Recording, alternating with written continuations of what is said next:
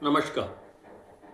मैं राजेंद्र बारसकर आप लोगों को दिव्यांगों के लिए कार्यरत संस्थाओं के बारे में बताने वाला हूँ, जिसमें कि वो संस्थाएं कहाँ कहाँ पर हैं और क्या क्या कार्य करती हैं उनके बारे में बताने वाला हूँ।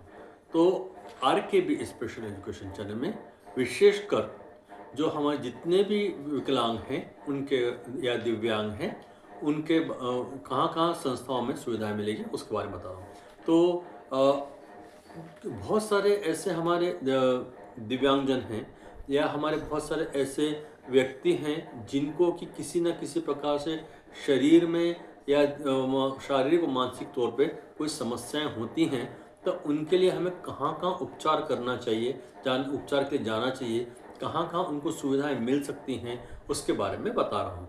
तो सबसे पहले कि यदि हम बात करें कि इन्फेंट बेबी या नवजात शिशु, तो यदि उसमें किसी प्रकार से हमें हाई रिस्क बेबी मतलब खतरनाक स्थिति में यदि बच्चा दिखता है, शिशु दिखता है, तो उसको सबसे पहले हमें चिकित्सालय में जो भी जितने भी गवर्नमेंट हॉस्पिटल्स हैं उनके अंदर उनका ट्रीटमेंट है, उनको ट्रीटमेंट दिया जाता है। और उसमें जो प्रॉब्लम्स होती है, डिले डेवलपमेंट होते हैं या किसी प्रकार की शारीरिक कमी होती है, तो उसके लिए उनका वहाँ पर निःशुल्क तौर पर उनका इलाज किया जाता है। यह हमारी चिकित्सा के लिए है। यदि हम RPWD एक्ट के तहत देखेंगे तो बहुत सारे डिपार्टमेंट हमारे लगभग लगभग शासन में 16 विभागों के साथ में दिव्यांगों सामंजस्य और उनके लिए कार्य करने के लिए कार्य करते हैं। 16 डिपार्टमेंट तो उस इनके सामंजस्य से ही कार्य करते हैं। मुख्यतः इन दिव्यांगता के लिए जो कार्य करता है वो विभाग होता है सामाजिक न्याय एवं दिव्यांगजन सशक्तिकरण।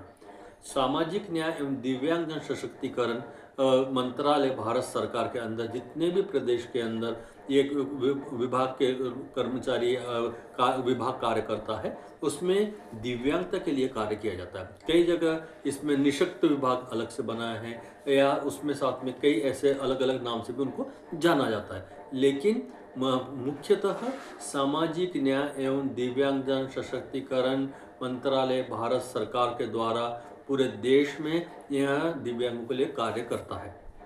एक तो ये, इसके अंतर्गत सबसे पहले हम स्वास्थ्य विभाग की बात करते हैं। स्वास्थ्य विभाग में सब जितने भी दिव्यांग होते हैं उनके लिए चिकित्सकीय विकलांग प्रमाण पत्र, चिकित्सकीय सुविधाएं या उनकी बुद्धि लब्धि या उनको जितने भी रिक्वायरमेंट होती हैं वो सब के सब चिकित्सालय में उनको प्रोवाइड किया जाता है। सर्जरी हो गया या ऑपरेशन शल्य हो गया है या उनको मेडिसिन हो गया, जो भी आवश्यकता होती हैं वो चिकित्सा विभाग के द्वारा उनको दिया जाता है। वो उनको किसी प्रकार से यदि कृत्रिम अंगों की जरूरत पड़ती है या कृत्रिम उपकरणों की जरूरत पड़ती है तो वो स्वास्थ्य विभाग के द्वारा ही उपलब्ध कराया जाता है। लेकिन ये पूरा का पूरा कंट्रोल होता है सामाजिक न्याय का, सामाजिक न्याय एवं दिव्यांग सशक्तिकरण विभाग का। तो इनके मार्गदर्शन में ये अपना मूल्यांकन करते हैं और उसके बाद में उपकरण और जो भी सुविधाएं की आवश्यकता होती है वो प्रोवाइड करते हैं। इसके बाद में जब हम थोड़ा बड़ा हो जाता है बच्चा तो हम महिला बाल विकास की बात करते हैं। तो जब वो बच्चा आंगनवाड़ियों में जाने लगता है तो उनको भी वहाँ पर भी उनका प्रॉपर स्क्रीनिंग होता है या उनको वहाँ पर प्रॉपर तरीके से उनको ट्रेनिंग दिया जाता है और उनको स्कूल के लिए जाने के लिए रेडी करने के लिए तैयार किया जाता है। तो ये महिला बाल विकास भी करता है। ये हमारा महिला बाल विकास का या वुमेन्स वेलफेयर डिपार्टमेंट काम करता है। एक इनका ये भी रूप। और जितने भी ऐसे डिले डेवलपमेंट वाले बच्चे हैं या जिनको ऐसी प्रॉब्लम होती है उनका वो लोग सर्वे करते हैं, डाटा रिकॉर्ड करते हैं और उसको संबंधित विभाग को वो लोग उपलब्ध कराते हैं जिसके कारण उनको सुविधाएं प्राप्त हो सके। इसके बाद में हम बात करते हैं कि जो शिक्षा विभाग में जितने भी ऐसे दिव्यांगजन होते हैं उनको जितने भी शासकीय विद्यालय हैं उनको वहाँ पे निःशुल्क शिक्षा उपलब्ध कराई जाती है। सभी के लिए निःशुल्क है, लेकिन इनको विशेषकर निःशुल्क शिक्षा दी। और इनके लिए समावेशी शिक्षा का भी इनके लिए और समेकित शिक्षा का भी प्रावधान है कि इनको सामान्य बच्चों के साथ में भी इनको अध्ययन का अवसर दिया जाना चाहिए। ये भी इनके लिए है। इनको हर प्रकार की सुविधाएं इनको उपलब्ध होती हैं। आपने कई जगह देखा होगा कि सामाजिक न्याय दिव्यांग सशक्तिकरण विभाग भी दिव्यांगों के लिए विद्यालय संचालित करता है, जैसे कि श्रवण बाधित के लिए, दृष्टि बाधित के लिए, अस्थि बाधित के लिए या मानसिक मंद के, इन सब के लिए भी विद्यालय संचालित करता है। तो ये शिक्षा के लिए इनको, इन बच्चों को निःशुल्क शिक्षा और निःशुल्क शिक्षण सामग्री उपलब्ध कराई जाती है। और इनको शिक्षण के दौरान इनको राइटर, जहाँ जिनको राइटर की ज़रूरत पड़े, लेखक की ज़रूरत पड़ती है, वो लेखक भी उपलब्ध कराया जाता है। ये इनके लिए उपलब्ध होता है। इसी प्रकार से हम जब देखते हैं प्री वोकेशन या वोकेशन की बात करते हैं, प्री वोकेशन की, तो इनके लिए जितने भी हमारे यहाँ पे स्किल डेवलपमेंट वाले प्रोग्राम चल रहे हैं या कौशल विकास वाले कार्यक्रम चल रहे हैं, ITI चल रहे हैं, इनको वहाँ पे प्रवेश दिया जाता है। वहाँ पे उनको जॉब ओरिएंटेड ट्रेनिंग दी जाती है। जॉब ओरिएंटेड ट्रेनिंग के बाद में उनको जॉब के लिए भेजा जाता है। ये उनके लिए सुविधाएं उपलब्ध होती हैं। ये इनके लिए आरक्षण भी होता है कि इतने इनको आरक्षण के तहत इनको प्रवेश दिया जाएगा, ये होता है। इसके बाद में हम जब बात करते हैं कि जब ये जॉब के लिए या व्यवसाय में जाते हैं, तो इनको कई जगह ऐसा होता है कि इनको जॉब के लिए 6% आरक्षण, मतलब टोटल 6% आरक्षण उपलब्ध होता है। हर दिव्यांगता के लिए 2-2% आरक्षण हो गया। आजकल कुछ को 21 विकलांग दिव्यांगता हो गई हैं, उनको कंबाइन करके उनको रिजर्वेशन या आरक्षण निर्धारित किया गया है। तो ये भी एक इनका आरक्षण का तरीका है सर्विस के अंदर, जिनको की सुविधाएं और प्राप्त होती हैं और उनको जॉब के लिए प्रेफर किया जाता है। ये भी इनके लिए सुविधाएं हैं।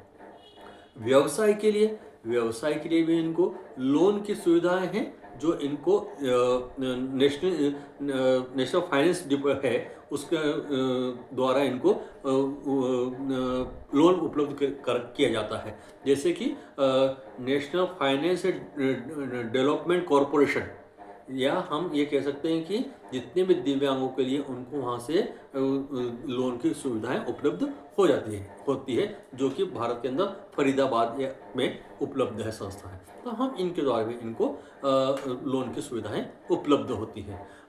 इसी प्रकार से हम लोग इनको समाज की मुख्य धारा में लाने के लिए सामाजिक न्याय विभाग शुरू से लेके आखिरी तक उनको पूरा का पूरा उनको सुविधाएं उपलब्ध करा, शिविर लगाती हैं, उनको उपकरण वितरण करते हैं और उनको आवश्यकता के अनुसार उनको जो भी पेंशन है, स्कॉलरशिप है छात्रों की, वो सब उनके लिए उपलब्ध कराया जाता है। इसी प्रकार से यदि हम देखते हैं रेलवे में भी इनको आरक्षण है। इनको यदि 100% डिसेबिलिटी है तो उनको स्कॉट्स के साथ में रिजर्वेशन है, लेकिन हेयरिंग इम्पेयर्ड को नहीं है। और फिजिकली हैंडीकैप में 50% को सुविधाएं दी जाती। इस प्रकार से इनको सुविधाएं हैं। तो हम ये देखते हैं कि इनके लिए हर एरियाज़ में हर जगह इनको सुविधाओं की उपलब्ध है। बहुत सारे ऐसे नगर निगम के द्वारा या कॉरपोरेशन के द्वारा इनके लिए सर्टिफिकेट वगैरह इश्यूज होते हैं, या जो भी इनकी रिक्वायरमेंट होती है वो सब चीज़ें इनके लिए किया जाता है। और इन व्यक्तियों दिव्यांगजनों के लिए कार्य करने के लिए या उनको शिक्षण प्रशिक्षण के लिए स्वयंसेवी संस्थाओं को भी प्रोत्साहित किया जाता है, जो ऐसे व्यक्तियों को शिक्षण प्रशिक्षण दे सके और उनके लिए कार्य करती हैं। तो हमारे देश में ऐसे बहुत सारे प्रख्यात संस्थाएं हैं जो इनके लिए कार्य करती हैं। तो ये हो गया है इन दिव्यांगों के लिए क्या क्या इनको सुविधाएं कहाँ से मिलती हैं। ये सब सुविधाएं हर राज्य के हर विभाग से यदि संपर्क करने पर इनको वहाँ पे पूरी सुविधाएं मिल सकती हैं। जो भी डिपार्टमेंट का हेड होता है उनके द्वारा इनको सुविधाएं जैसे दी जाती हैं। जैसे कि हम शिक्षा विभाग के हेड से बात कर सकते हैं, या हम यदि वुमेन्स वेलफेयर की बात करते हैं तो उनके हेड से बात कर सकते हैं। जितने भी इनको रिक्वायरमेंट होती हैं वो सब डिपार्टमेंट के हेड के द्वारा उनको सपोर्ट किया जाता है, हेल्प किया जाता है और उनको जितनी बेनिफिट्स हो के उनको प्रोवाइड किया जाता है। ये हमारे हर स्टेट में डिपार्टमेंट के द्वारा ये कार्य कर रहे हैं और ज़्यादा से ज़्यादा दिव्यांगों को मेन स्ट्रीम में लाने का प्रयास कर रहे हैं।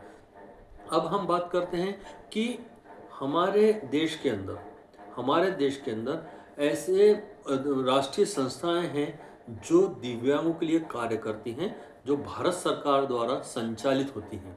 एक तो सबसे पहले हम बात करते हैं नेशनल इंस्टीट्यूट ऑफ दिव्यांगजन सशक्तिकरण विजुअली इम्पेयरमेंट, मतलब कि हम ये बात करते हैं कि राष्ट्रीय संस्थान दृष्टि दिव्यांग सशक्तिकरण दृष्टिबाधित दिव्यांग सशक्तिकरण के लिए जो देहरादून में संस्थान है वो उनके लिए कार्य करते हैं। वहाँ पर उनका ट्रेनिंग भी होता है, वहाँ पे उनको एजुकेशन भी होता है, वहाँ पर उनके रिसर्च भी किया जाता है, उनके लिए और क्या क्या नया किया जा सकता है वो सब चीज़ों के लिए उनके लिए पर काम किया जाता है। ये वहाँ पर देहरादून में है। इसी प्रकार से हम यदि बात करते हैं कि राष्ट्रीय संस्थान फिजिकली हैंडीकैप, मतलब कि शारीरिक दिव्यांग सशक्तिकरण संस्थान जो नई दिल्ली के अंदर है उसके लिए वो लोग कार्य करते हैं। वो फिजिकली हैंडीकैप के लिए कार्य करते हैं, तो वो नई दिल्ली के अंदर है। इसी प्रकार से नेशनल इंस्टीट्यूट या राष्ट्रीय संस्थान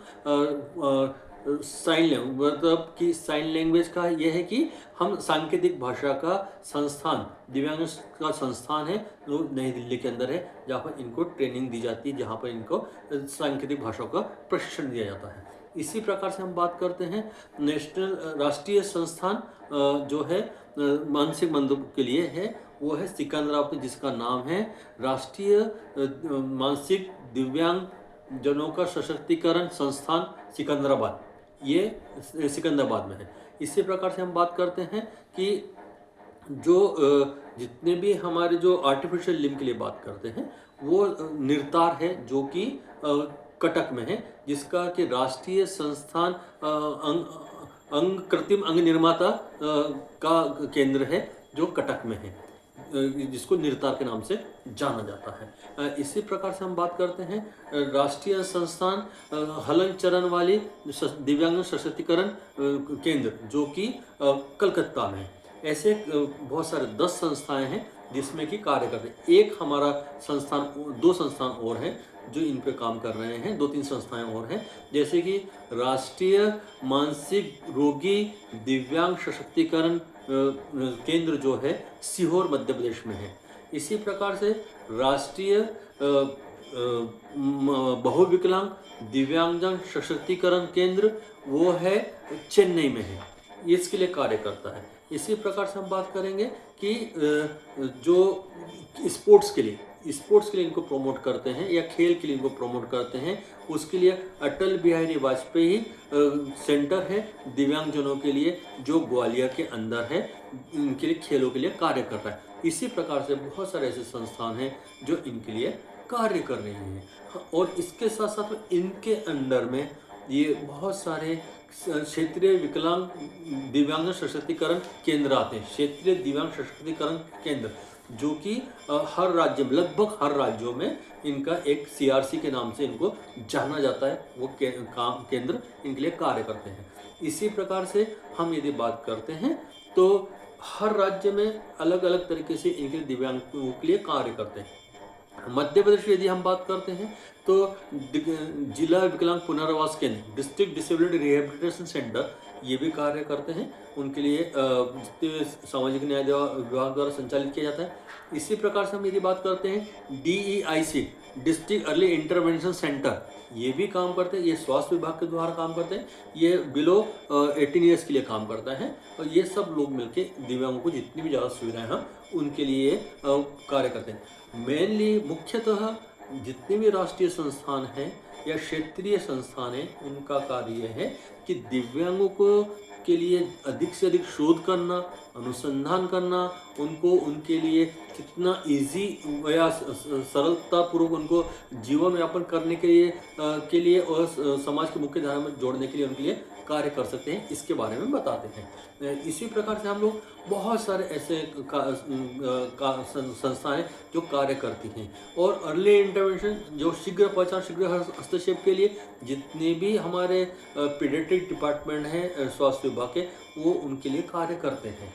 तो हमें सबसे ज़्यादा ये समझना ज़्यादा जरूरी है कि हमारे पास में ऐसे किसी प्रकार के दिव्यांगजन किसी भी उम्र में हो, जिनके लिए कहाँ कहाँ सुविधाएं मिल सकती हैं, उसके बारे में मैंने आपको बताया। ये उनकी लिस्ट है। लगभग 10 हमारे यहाँ राष्ट्रीय संस्थान हैं, 28 हमारे क्षेत्रीय संस्थान हैं जो इनके लिए कार्य करते हैं, और उसके बाद में हमारे हर प्रदेश के अंदर अलग अलग रिसोर्स सेंटर है जो दिव्यांगों के लिए कार्य करते हैं, लिए काम करते हैं। जैसे कि मध्य प्रदेश के अंदर जिला विकलांग पुनर्वास केंद्र कार्य करता है, और DAIC मतलब डिस्ट्रिक्ट अर्ली इंटरवेंशन सेंटर ये कार्य करते हैं। ऐसे ही अन्य राज्यों में भी अलग अलग रिसोर्स सेंटर है जो इनको दिव्यांगों को इनके प्रशिक्षण शिक्षण के लिए कार्य करते हैं।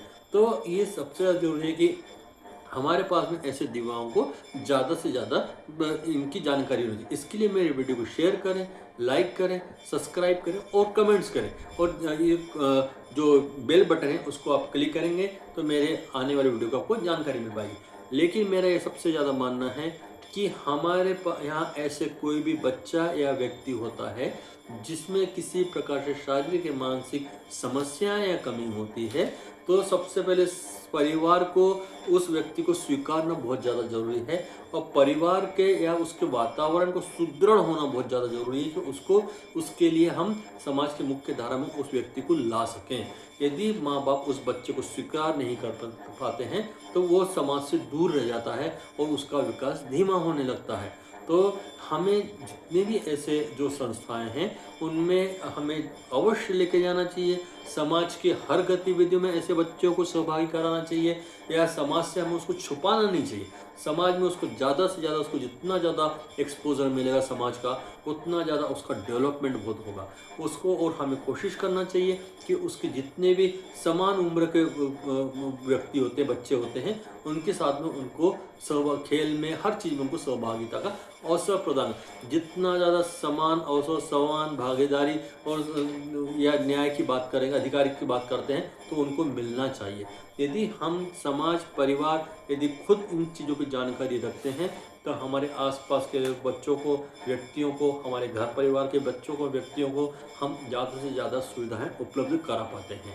तो ये हमारे कुछ केंद्र हैं, संस्थाएं हैं जो कार्य करती हैं। इसी प्रकार से बहुत सारे NGO से, नॉन गवर्नमेंट ऑर्गेनाइजेशन है, जो स्वयंसेवी संस्थाएं हैं, जो देश भर में बहुत सारी संस्थाएं जो दिव्यांगों के लिए कार्य करती हैं, वो भी उच्च कोटि का स्तर पर कार्य कर रही हैं और ज़्यादा से ज़्यादा दिव्यांगों को सहयोग कर रही हैं। तो मेरा ये मानना है कि हम लोग प्रयास करें, ऐसे जितने भी हमारे यहाँ पर जितने भी ऐसे दिव्यांगजन हैं उनको ज़्यादा से ज़्यादा सुविधा मिलनी चाहिए। इसके साथ साथ में हम लोग देखते हैं कुछ सुविधाएं और नेशनल ट्रस्ट एक्ट है, उसके तहत भी हम इन बच्चों को सुविधाएं दे सकते हैं। नेशनल ट्रस्ट एक्ट के तहत उनको लीगल गार्जियनशिप का हो गया है, या इनको जो नेशनल ट्रस्ट की जितनी भी सुविधा है, हम उनके निरामय योजना के तहत उनका बीमा योजना है, ये सब चीज़ हम उनके लिए करा सकते हैं। ये हमारे लिए बहुत ज़्यादा जरूरी है कि उनको ये सब चीज़ें कराना आवश्यक है। इसी प्रकार से हम इन लोगों के साथ काम करने के लिए, हम इन लोग जैसे जितने भी दिव्यांगजन हैं, परिवारजनों के साथ में कार्य करने के लिए हमें इनके विशेषज्ञों की आवश्यकता होती है। तो इनके विशेषज्ञ भारतीय पुनर्वास परिषद नई दिल्ली, मतलब कि रिहेबिलिटेशन काउंसिल ऑफ इंडिया के पंजीकृत विशेषज्ञों से हमें इनसे प्रशिक्षण करवाना चाहिए या शिक्षण प्रशिक्षण करवाना चाहिए, जिसके कारण कि इन बच्चों में या इन व्यक्तियों में ज़्यादा से ज़्यादा उनमें प्रोग्रेस हो सके और उनको फ़ायदा मिल सके।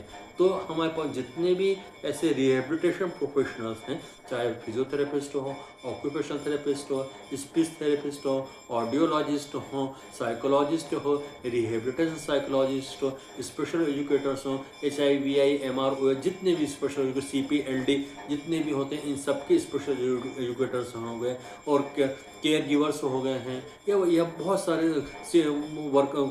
कम्युनिटी वर्कर हो गए हैं, इनकी हम मदद ले सकते हैं और जिनके साथ हम काम कर सकते हैं। इनके लिए बहुत सारे पेरेंट एसोसिएशन भी काम कर रहे हैं, जो इनके जो ग्रुप बनाया हुआ है ऐसे दिव्यांगजन के एक पेरेंट्स एसोसिएशन, वो भी इनके साथ काम करते हैं। बहुत सारे ऐसे व्यवसायी लोग भी हैं जो इनके साथ में काम कर रहे हैं, इन व्यक्तियों को सहयोग प्रदान कर रहे हैं और कार्य कर रहे हैं। और खेल विभाग भी इनके लिए बहुत ज़्यादा अभी प्रमोट कर रहा है, जिनके द्वारा इनको आर्थिक सहायता और मेडल, अंतर्राष्ट्रीय मेडल प्राप्त होने पर इनको आर्थिक सहायता भी प्राप्त होती है। तो ये हमारे लिए बहुत ज़्यादा ज़रूरी है। इनके लिए खेल में भी 3-4 संस्थाएं जो मुख्यतः हैं, जो इनके लिए काम कर रही हैं। एक तो पैरालंपिक है, एक डेफ काउंसिल ऑफ इंडिया है और स्पेशल ओलंपिक्स है। ये तीनों जो फेडरेशंस हैं, इंटरनेशनल फेडरेशंस हैं, इसमें international federation special Olympics Bharat है जो सबसे ज़्यादा वर्क कर रहा है और जो इनको ज़्यादा से ज़्यादा मानसिक दिव्यांगों को खेल के द्वारा इनको प्रमोट किया जा रहा है। और इनकी बहुत सारी एक्टिविटियाँ, गतिविधियाँ हैं जो इनको शामिल करता है और उनको समाज में प्रेषित करता है। तो ये बहुत सारी चीज़ें हैं, हमें इसकी जानकारी होनी चाहिए और इसके द्वारा हम ऐसे व्यक्तियों को ज़्यादा से ज़्यादा सुविधाएं दे सकें, अवसर प्रदान कर सकें और उनका अधिकार दे सकें। ये बहुत ज़्यादा ज़रूरी है और हमारे समाज के लोगों को भी जागरूक करना हमारा बहुत बड़ा दायित्व है कि ऐसे व्यक्तियों के साथ किसी प्रकार का भेदभाव ना हो, उनके साथ किसी प्रकार का किसी चीटिंग ना हो, ये हमें समझना बहुत ज़्यादा ज़रूरी है। इसके लिए RPWD एक्ट बनाया गया है 2016, उसमें भी हमें देखना बहुत ज़्यादा ज़रूरी है और इसको यदि आप देखेंगे तो आपको पूरी की पूरी जानकारियाँ, सुविधाएं सब आपको इस एक्ट में तहत मिल जाएगी और उनके अधिकार भी सब आपको पता चल पाएंगे। तो मेरा ये वीडियो आपको कैसा लगा, इसके लिए मेरे वीडियो को शेयर करें, लाइक करें, सब्सक्राइब करें, कमेंट्स करें और बेल बटन को दबाएं। मेरे आने वाली वीडियो की आपको जानकारी मिल पाएगी। बहुत बहुत धन्यवाद।